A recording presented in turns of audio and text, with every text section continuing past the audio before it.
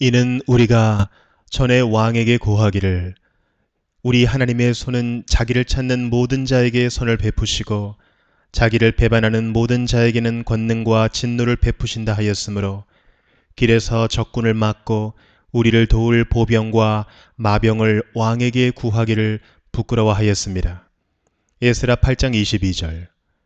예루살렘을 향해 떠나는 그 일행들로서는 이런저런 이유로 호위군이 함께 따라가 주는 것이 더 좋았을 것입니다. 그러나 에스라는 거룩한 부끄러움 때문에 한 명의 호위군도 요청하지 않았습니다. 그는 그 이방 왕 눈에 하나님을 믿는다고 고백한 자신의 신앙이 위선적인 것으로 보이는 것이 싫었습니다. 혹시라도 그 왕이 이스라엘의 하나님은 그를 예배하는 자들을 보호해 줄 능력이 없는 분이라고 생각하게 될까봐 두려웠습니다.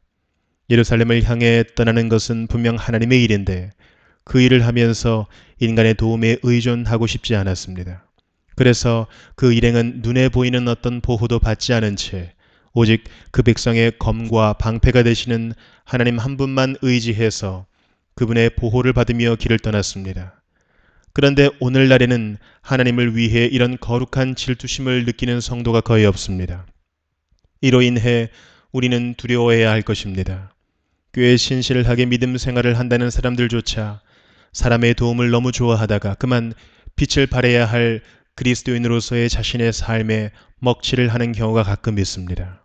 그러나 사실 인간적인 후원자나 지지자는 없어도 여호와 한 분에게 붙들림 바 되어 만고의 반석이신 주님 위에 바로 서는 것만큼 복된 일도 없습니다. 가이사의 도움을 청하는 것은 결국 그들의 주님을 부끄럽게 만드는 행위라는 사실을 기억한다면 어느 성도가 교회를 위해 주정부에서 기금을 받아내려고 그렇게 애쓰겠습니까?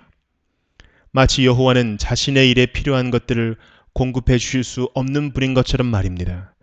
오직 주님의 도우심만 의지할 때 그것이 바로 주님을 높이는 것이라는 사실을 기억한다면 그래도 그렇게 급히 친구나 아는 사람들에게 도움을 청하러 달려갈까요? 성도 여러분, 오직 하나님만 기다리십시오. 그렇지만 우리는 수단이나 방편도 사용해야 하지 않습니까? 라고 반문하는 사람이 있을 것입니다. 물론 사용해야 합니다. 그렇지만 우리가 수단이나 방편을 등한히 해서 일이 잘못되는 경우는 거의 없습니다.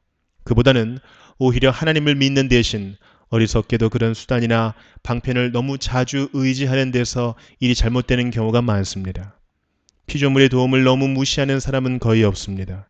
오히려 그것을 너무 많이 의지해서 탈입니다.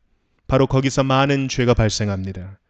사랑하는 성도 여러분, 인간적인 수단을 활용함으로써 여호와의 이름을 욕되게 한다면 그런 수단을 강구하지 않음으로써 하나님을 영화롭게 하는 법을 배우십시오.